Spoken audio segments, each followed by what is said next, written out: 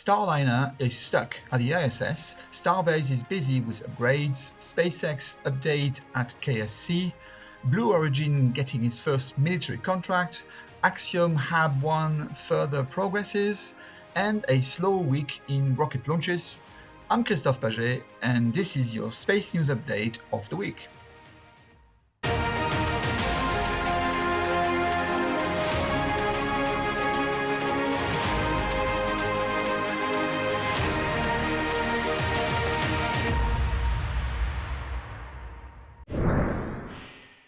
Let us start the week in space news with a low. You may remember last week's episode mentioning that the Starliner journey started well up to 380 km altitude, and during ISS approach procedure, the Starliner's thrusters started malfunctioning. The crew finally reached the ISS and started some Starliner qualification activities, such as simulating the Starliner as a shelter in the event of the ISS losing air pressure, for example. The plan was for the Starliner CST-100 crew to depart the ISS on the 18th of June. But in view of the recent thrusters issue, NASA and Boeing have decided to extend the crew stay until June 25th so they can go to the bottom of the issue and return the crew safely back on Earth. At Starbase, SpaceX is continuing upgrading the Stage 0 orbital pad for its IFT-5 expected in a month or so, according to the super optimist Elon Musk. For example, the booster quick disconnect is being modified, the booster stabilizer replaced, or the ship quick disconnect is being put back into place as it went out of place during IFT-4 takeoff. The Mechazilla chopsticks are being upgraded, but this time SpaceX is testing the dumper system, the one dumping the load from the booster during the catch event. It is very much in line with the ambition of Elon to catch the next booster, number 11, during IFT-5 flight. What an ambitious aim! We also heard from Elon regarding the IFT-4 Starship flaps. You may know that the forward starboard flap lost part of its structure during the re-entry.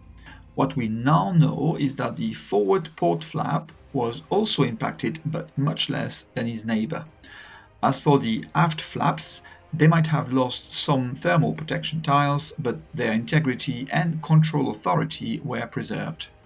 Regarding the preparation of the Starship number 30 for the IFT-5, SpaceX decided to remove all tiles and replace them by more resistant ones, with the sacrificial layer underneath, as mentioned by Elon on X.com. So a big replacement job is currently ongoing in the high bay. The nose is being fitted with just the thinner and stronger tiles. The Mechazilla Tower number 2 is progressing at a fast pace. Indeed, the foundations have been strengthened during the last month and a concrete footing was built. This time, SpaceX changed for a concrete construction of the tower base to a steel version, which you are seeing being assembled this week. Further fittings are being added on each tower section to speed up the completion. The IFT-4 booster thrusts has in fact dented further the vertical tanks at the launch site. This week, SpaceX has removed the outer shell of one of the last 3 tanks.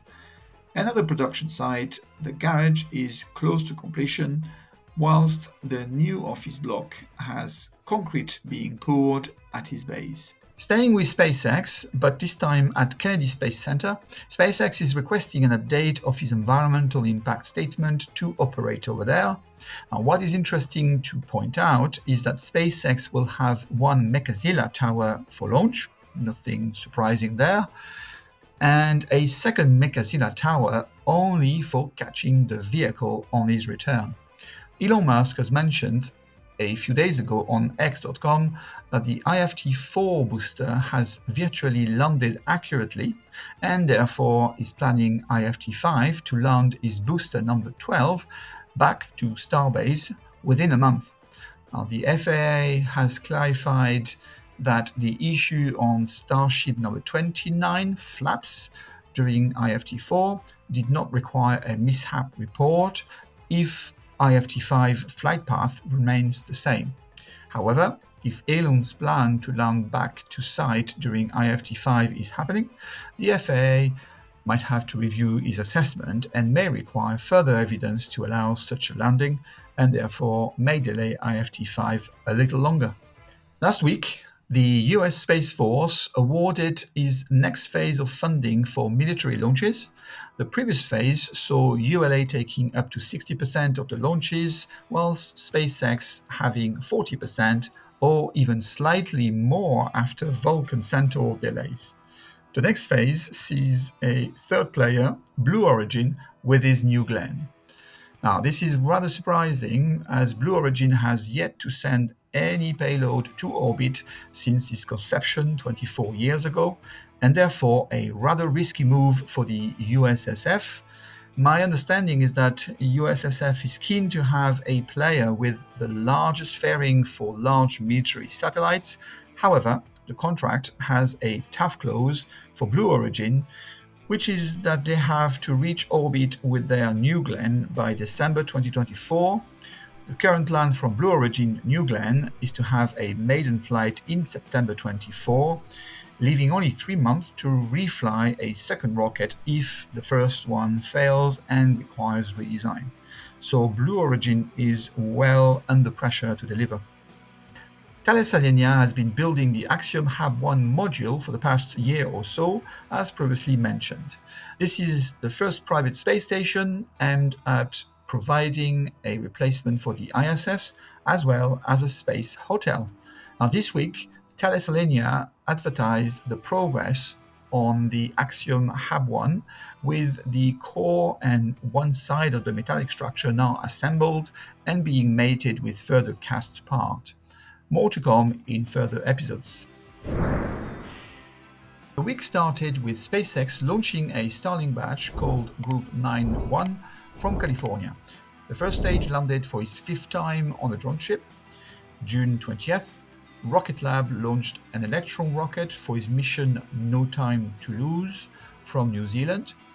It was Rocket Lab's 50th launch, a big milestone for a small satellite launch company.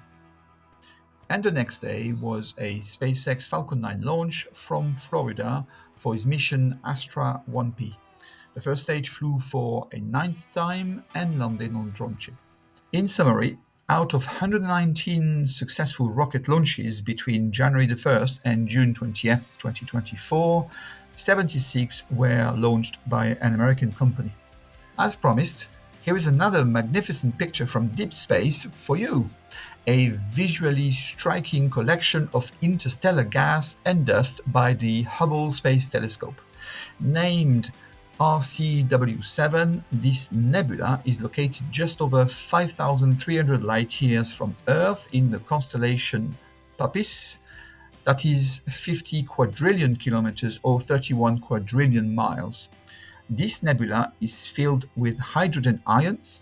The clouds form a flat blue background towards the bottom and become thicker and smokier towards the top. Now, they are lit on one side by stars in the nebula. Many of the larger looking stars in this image are not part of the nebula but sit between the nebula and our solar system. That was your week in space. I'm Christophe Paget for All About Space. Have a nice week. Goodbye.